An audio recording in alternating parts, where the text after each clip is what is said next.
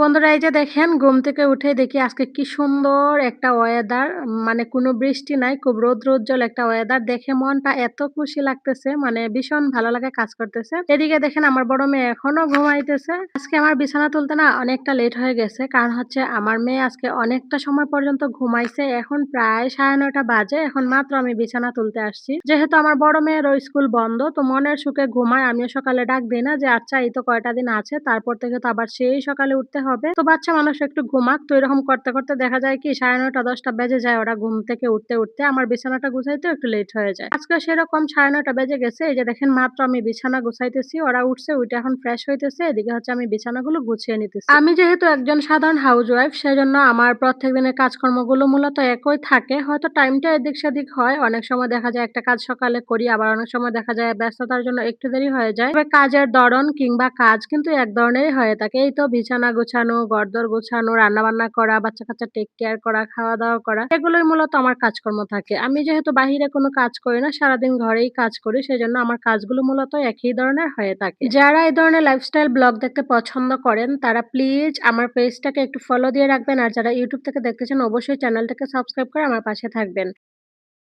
তো বন্ধুরা এই যে দেখেন এদিকে বিছানা-টিছানা সব গুছানো কমপ্লিট হয়ে গেছে। আমি এই বিছানা গুছাইছি, আর ওইদিকে সৃষ্টি ওই বিছানা গুছাইছে, আর ওর আন্টি হচ্ছে বেলকনিতে কাটাকুটি করে, আর এই যে রাত্রিমণি এইদিকে দাঁড়াইয়া আছে। তো আমাদের রুম গুছানো কমপ্লিট। এবার চলেন আমরা কিছু খাবো।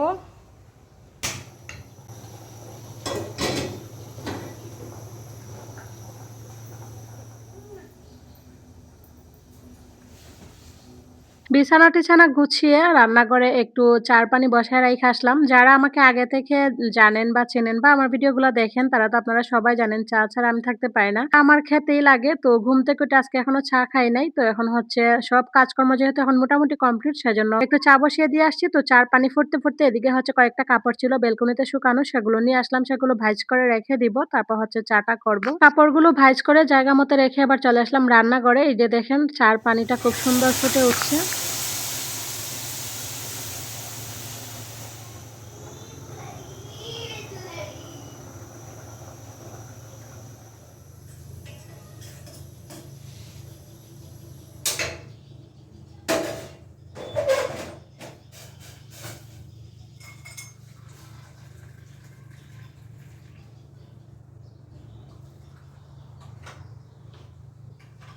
লাল চা রেডি, চলেন লাল চা খাই।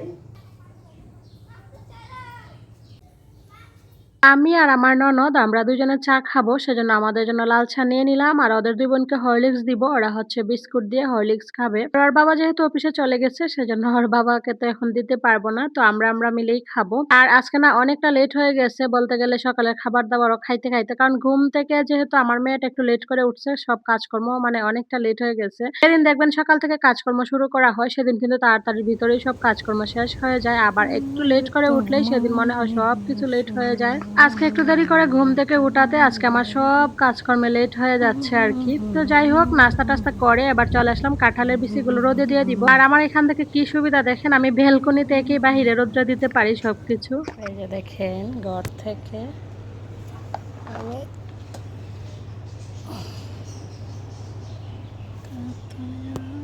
দেখেন আজকে বাহিরে কি সুন্দর রোদ উঠছে, খুব সুন্দর রোদ। আবহাওয়াটাও দেখেন কি সুন্দর আকাশটা।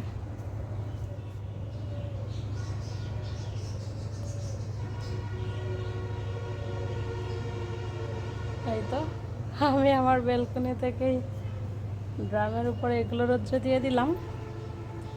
আজকে বাহিরটা খুব সুন্দর, আকাশটাও খুব সুন্দর। তো এগুলো শুকা চাটা খাওয়ার পর এই তো এদিকে দুপুরে রান্না বান্নার জন্য মোটামুটি প্রিপারেশন নিয়ে নিচ্ছি। আলু ভর্তা করবো, আলু সিদ্ধ করে রাখছি। এখানে হচ্ছে মাছ আছে, মাছ দিয়ে একটু ভুনা করব, আর তার সাথে হচ্ছে মাংসের তরকারি রান্না করবো। মাংসটা ধুয়ে নিচ্ছি, এদিকে পেঁয়াজ রসুন কাটা হয়ে গেছে। চলেন এবার এক এক করে রান্নাগুলো বসিয়ে দেয়।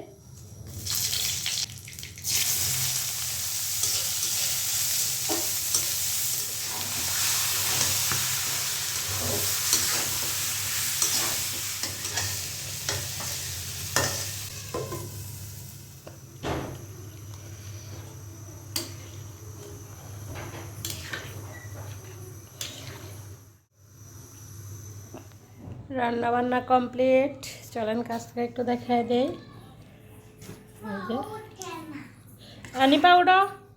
এখানে মাংসের ঝোল আলু দিয়ে, এখানে আলুর ঝুড়া, যে এখানে হচ্ছে মাছের ঝোল, আর এখানে বেগুন বড়া, আর তার সাথে হবে মুগ পোলাও।